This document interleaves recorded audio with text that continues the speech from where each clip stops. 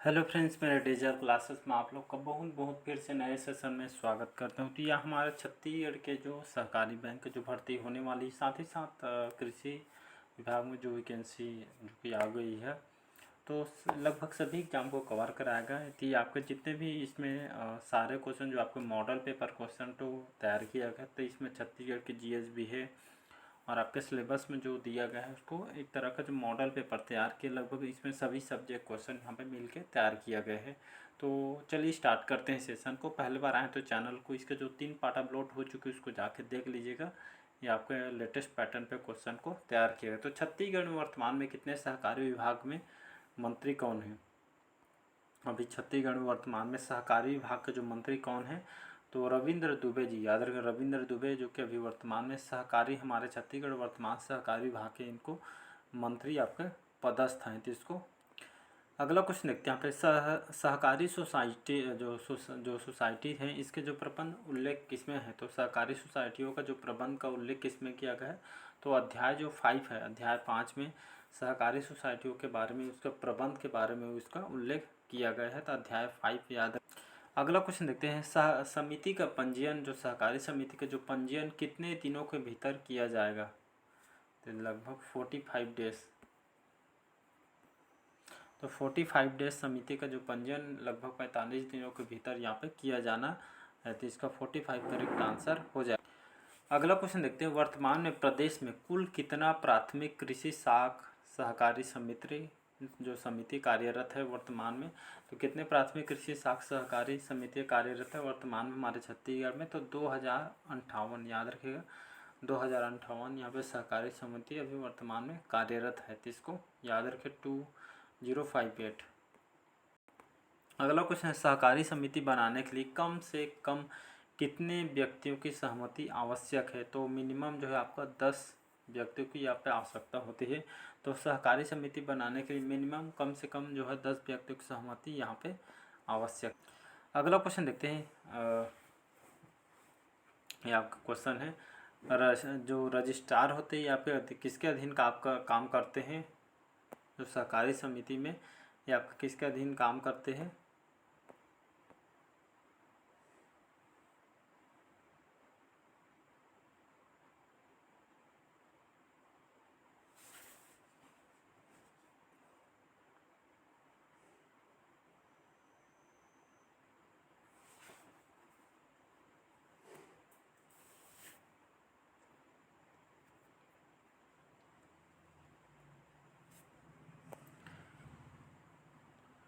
यहाँ पे जो है आपका जो सहकारी समिति आपके किसके अधीन काम करते हैं? तो आपके रजिस्ट्रार के अधीन यहाँ पे काम करते थे। इसको भी याद रखिए।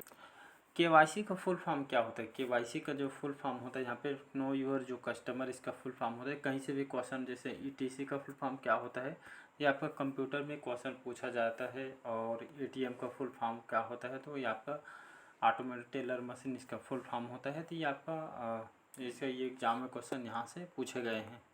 और यहाँ पे जो केवाईसी, इसका अर्थ क्या होता है, इसका मतलब तो आपने जो अपने ग्राहकों को पहचानने के लिए, इसको जानने के लिए केवाईसी को यहाँ पे आजकल के किया जा रहा है। केवाईसी इसको तो सभी बैंक में आजकल किया जा रहा है। अगला क्वेश्चन देखते हैं। भारत में केवाईसी की शुरुआत कब से हुई है? तो भारत में केवाईसी की शुरुआत है 2003 से। तो 2003 में केवाईसी की शुरुआत की गई है। अगला क्वेश्चन देखते हैं। यहाँ पे छत्तीसगढ़ राज्य में कुल कितना जिला सहकारी केंद्रीय बैंक यहाँ पे स्थापित किया गया? तो याद रखिए छत्तीसगढ़ में वर्तमान में 6 जिला सहकारी केंद्रीय बैंक यहाँ पे स्थापित किया गया।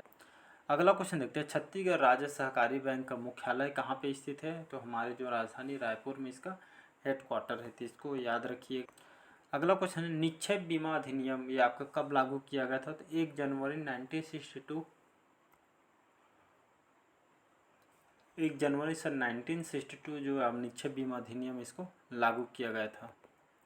अगला क्वेश्चन। छत्तीसगढ़ के किस वर्ष से किसने 0% ब्याज दर पर ऋण सुविधा उपलब्ध किया गया है? तो 2014-15 जो ईयर है, याद रखिए 2014-15 से छत्तीसगढ़ में 0% ब्याज दर यहाँ पे मुख्य जो आपका ऋण सुविधा यहाँ पर उपलब्ध किया गया था। इसका जो 14-15 करेक्ट आंसर। अगला क्वेश्चन देखते हैं। अंश पूंजी कितने प्रकार के होते हैं? तो अंश पूंजी टोटल यहाँ पे 8 प्रकार के होते हैं। तो इसको याद रख। अगला क्वेश्चन देखते हैं, संपत्ति कितने प्रकार के होते हैं? तो संपत्ति यहाँ पे 2 प्रकार के होते हैं, ये आपका सहकारी बैंक के अंतर्गत ये क्वेश्चन। अगला क्वेश्चन देखते हैं, बैंकिंग जो रेगुलेशन जो एक्ट 1949 के किस धारा में सम परीक्षा ऑडिट का वर्णन किया गया? तो धारा जो 30 है, धारा 30 जो बैंकिंग रेगुलेशन एक्ट 1949 की इस धारा में सम परीक्षा ऑडिट का वर्णन यहाँ पे किया गया है, तो धारा नंबर 30 इसको भी। अगला क्वेश्चन देखते हैं, देश में कृषि एवं ग्रामीण विकास हेतु वित्त उपलब्ध कराने वाले शीर्ष संस्थान कौन से? तो नाबार्ड, याद रखिएगा। ये आपका कृषि और ग्रामीण इलाका में विकास के लिए जो ये आपका एक तरह का लोन प्रोवाइड करती है, ऋण उपलब्ध वित्त सहायता की जाती है नाबार्ड के द्वारा। 1982 में इसकी स्थापना किया था। नाबार्ड की स्थापना कौन से पंचवर्षीय योजना में इसको लाई गई थी? तो याद रखें, नाबार्ड की स्थापना 6वीं पंचवर्षीय योजना में लाई गई थी। तो ये आपके एग्जाम में क्वेश्चन पूछा गया है, तो इसको। अगला क्वेश्चन है, कृषि क्षेत्र में ऋण उपलब्ध कराने वाली सर्वोच्च संस्था कौन सी है? तो आपका जो नाबार्ड होती है आपके सर्वोच्च संस्था, जो कि आपका कृषि के क्षेत्र में आप लोन उठा सकते हैं, बहुत सारी हेल्प करती है नाबार्ड की, खास करके ग्रामीण जो गांव एरिया में आपका काम करती है। और इसका जो हेडक्वार्टर मुंबई महाराष्ट्र में इसका हेडक्वार्टर। अगला क्वेश्चन है, नाबार्ड का मुख्यालय कहाँ पे? तभी जस्ट बताया है, मुंबई महाराष्ट्र में इसका हेडक्वार्टर है नाबार्ड का। अगला क्वेश्चन देखते हैं, सर्वप्रथम कौन से सन में नाबार्ड ने केसीसी किसान क्रेडिट कार्ड ऋण जारी किया था? तो आपका जो 1998 में जो केसीसी किसान क्रेडिट कार्ड ऋण जारी किया गया था, एक तरह का एक लोन प्रोवाइड किया जाता है, तो नाबार्ड के द्वारा इसको किया गया। अगला क्वेश्चन है, छत्तीसगढ़ में सहकारिता आंदोलन के जनक किसको कहा जाता है? ठाकुर जो प्यारेलाल सिंह को इनको कहा जाता है। बैंकिंग रेगुलेशन एक्ट कब लाया गया था? तो 1949 में बैंकिंग रेगुलेशन एक्ट इसको लाई गई थी। बैंकिंग रेगुलेशन एक्ट में कुल कितने अध्याय हैं? तो बैंकिंग रेगुलेशन एक्ट में टोटल भी 7 अध्याय हैं, 7 बोलता हूँ 5 है, तो यहाँ पे टोटल 5 अध्याय हैं, तो इसको याद रखिएगा। और रेगुलेशन एक्ट भारत में कब लागू हुआ था? अगर देखेंगे रेगुलेशन जो है एक्ट भारत में कब लागू हुआ? 10 मार्च 1949 में, 10 मार्च 1949 में रेगुलेशन जो एक्ट भारत में इसको लागू किया। तब देखते हैं छत्तीसगढ़ राज्य के जो जीके, इसमें सभी क्वेश्चन इंपॉर्टेंट है और आपके पेपर पे हिसाब से क्वेश्चन को तैयार किया। तो छत्तीसगढ़ हम जीके देखते हैं यहाँ पे, ताकि आपको जैसे छत्तीसगढ़ के जीए एकदम पूरा कंप्लीट पढ़ना चाहते हैं, तो मैं सेशन चला रहा हूँ, मिडिवल हिस्ट्री कंप्लीट करा चुका हूँ, हम आधुनिक इतिहास पढ़ा रहा हूँ।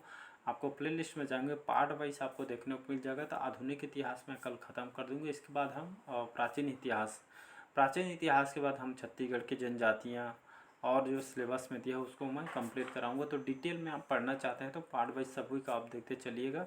मिडिवल हिस्ट्री ख़त्म कर दी हूँ, कल आपका मॉडर्न हिस्ट्री ख़त्म हो जाएगा। हम छत्तीसगढ़ के प्राचीन कालीन इतिहास भी हम परसों स्टार्ट कर देंगे। तो स्टार्ट करते हैं कि आपका जो क्वेश्चन आपका MCQ क्वेश्चन टाइप का बनाया गया है और आपके सभी एग्जाम के लिए इम्पोर्टेंट है। तो कोंडागांव किस लिए प्रसिद्ध है? घड़वा शिल्प के लिए, लौह शिल्प के लिए, काष्ठ शिल्प के लिए या बांस शिल्प के लिए, या इनमें से कोई नहीं?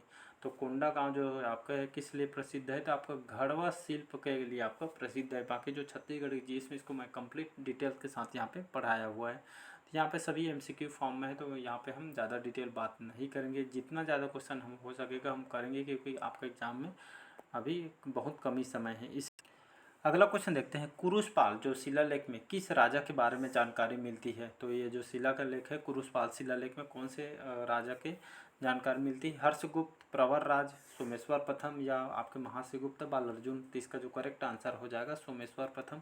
तो कुरुशपाल जो शिलालेख यहाँ पे देख सकते हैं, ये आपको जो सोमेश्वर जो प्रथम थे के जाने माने राजा थे, तो इनके बारे में यहाँ से जानकारी मिलती है। तो कौन से शिलालेख? कुरुशपाल शिलालेख। अगला क्वेश्चन देखते हैं, चित्रांगदपुर को किस राजवंश ने अपनी राजधानी बनाया था? चेदी राजवंश ने, पांडु राजवंश ने, कलचुरी राजवंश ने या आपका मौर्य? तो इसका जो करेक्ट आंसर हो जाएगा, चित्रांगदपुर को कौन से राजवंश ने अपनी राजधानी बनाई थी? तो पांडु राजवंश ने अपनी राजधानी बनाई हुई। अगला क्वेश्चन देखते हैं, छत्तीसगढ़ी में स्वर वर्णों की संख्या कितनी है? अगर छत्तीसगढ़ी भाषा में देखेंगे तो स्वर वर्णों की संख्या कितनी है? तो छत्तीसगढ़ी में स्वर वर्णों की संख्या यहाँ पे 11 संख्या है। तो इसको भी याद रखिए, आपके PSC व्यापम पूछा गया। अगला क्वेश्चन देखते हैं, छत्तीसगढ़ी में उष्ण वर्गों की संख्या कितनी है? तो छत्तीसगढ़ में उष्ण वर्गों की संख्या यहाँ पे 3 है। जैसे सा, शा, शा ऐसा करके बोलते हैं, इसी तरह यहाँ पे छत्तीसगढ़ में उष्ण वर्गों की जो संख्या है यहाँ पे 3 बताई। अगला क्वेश्चन देखते हैं, डॉक्टर नरेंद्र देव वर्मा ने छत्तीसगढ़ी को कितने उपभागों में विभाजित किया है? 8, 9, 10 या 11? तो डॉक्टर नरेंद्र देव वर्मा जो कि छत्तीसगढ़ी को कितने उपभागों में विभाजित किया है, तो इसको 9 उपभागों में इसको विभाजित की गई है, तो इसका बी ऑप्शन करेक्ट आंसर। अगला क्वेश्चन देखते हैं यहाँ पे, छत्तीसगढ़ी भाषा का प्रथम जो अभिलेख माना जाता है, बस्तर अभिलेख को, राजम अभिलेख को, जांजगीर अभिलेख को या दंतेवाड़ा अभिलेख को? तो छत्तीसगढ़ी भाषा का जो प्रथम अभिलेख है आपके बस्तर अभिलेख को कहा जाता है, याद रखिएगा, ए ऑप्शन करेक्ट आंसर हो जाए। अगला क्वेश्चन देखते हैं, इनमें से कौन सा जो एक भाजी का प्रकार नहीं है या भाजी के अंतर्गत उदाहरण नहीं है? तो बुहार, कांदा, करमत्ता या आपका अरम पपई? इसका डी ऑप्शन करेक्ट आंसर है। आपका भाजी का एक प्रकार नहीं है। अभी तक हम बुहार भाजी खा चुके हैं, कांदा, करमत्ता, बाकी जो डी है अभी तक के हम इसको नहीं खाए हैं। अगला क्वेश्चन है, कुची का अर्थ क्या है? तो कुची को छत्तीसगढ़ी भाषा में इसको ताला बोला जाता है, याद रखिए, कुची हमारा छत्तीसगढ़ी भाषा है और इसको हम हिंदी में ताला बोला जाता है, ए ऑप्शन करेक्ट आंसर। अगला क्वेश्चन देखते हैं, कबूतर का छत्तीसगढ़ी समानार्थी शब्द कौन सा है? परिया, परितीन, परेवा या पारद? तो इसका जो करेक्ट आंसर हो जाएगा, तो कबूतर का छत्तीसगढ़ी जो समानार्थी जो शब्द हो जाएगा यहाँ पे परेवा। हम छत्तीसगढ़ी अंचल में भी इसको परेवा बोलते हैं। अगला क्वेश्चन देखते हैं, छत्तीसगढ़ी में समान नाम वाले लोग कहलाते हैं? हम नाम, सही नाम, एक नाम या जहूरिया? तो छत्तीसगढ़ी में समान नाम वाले लोगों को जहूरिया कहा जाता है, डी ऑप्शन करेक्ट आंसर हो जाएगा। अगला क्वेश्चन देखते हैं, उबालना के लिए छत्तीसगढ़ी समानार्थी शब्द कौन सा हो जाएगा? उसन्ना, डबकाना, पौलना या काचना? तो उबालना के लिए छत्तीसगढ़ी समानार्थी शब्द यहाँ पे उसन्ना हो जाएगा, ए ऑप्शन करेक्ट आंसर हो जाएगा। अगला क्वेश्चन देखते हैं, लमचोची किसे कहते हैं? लालची को, लंबी चोंच वाली चिड़िया को, चुप कराने की क्रिया को या चना खाने वाली चीचम को? तो इसका जो करेक्ट आंसर हो जाए लमचोची, या फिर चुप कराने के जो एक तरह का क्रिया है जिसको हम लमचोची कहते हैं, B C option correct answer हो जाएगा। तो चलिए आज का सेशन यहीं तक रखते हैं, मिलते हैं अगले पार्ट में। तो कमेंट करके ज़रूर बताइए आज का सेशन कैसा लगा। पहले बार आए तो चैनल को सब्सक्राइब करके रख लीजिएगा ताकि नोटिफिकेशन आप तक पहुंच पाए। अगर आपको डेली बेस पे करंट अफेयर्स पढ़ना है तो आप डेली बेस में बढ़िया अभी से करंट अफेयर्स पढ़ना स्टार्ट कीजिए, क्योंकि अगर 2024 के और अन्य एग्जाम के प्रिपरेशन कर रहे होंगे तो डेली बेस पे आपको 10 से 15 मिनट करंट अफेयर्स में लगाना है। बाकी जो सब्जेक्ट है आप उसको डिले कर सकते हैं, लेकिन जो करंट अफेयर्स का जो सेक्शन होता है उसको डिले नहीं कर सकते हैं, क्योंकि आपको डेली अपडेट रहना पड़ेगा। आप पूरे में से पूरे नंबर यहाँ से आप ला सकते हैं, चाहे कोई भी एग्जाम का प्रिपरेशन कर रहे हो तो आप डेली बेस पे पढ़िए। अभी से करंट अफेयर्स आप यकीन मानिए पूरे में से पूरे नंबर यहाँ पे आप ला सकते हैं, तो ये चीज़ यहाँ पे कवर कर सकते हैं। 7 से 8 नंबर बहुत मायने रखते हैं, जो कि आप जब एग्ज़ाम ला के आएंगे पूरे में से पूरे नंबर लाएंगे तो आप इसका फीलिंग आएगा। तो चलिए बाकी मिलते हैं, आप समझदार हो अगले पार्ट में। आज के लिए इतना ही, थैंक यू।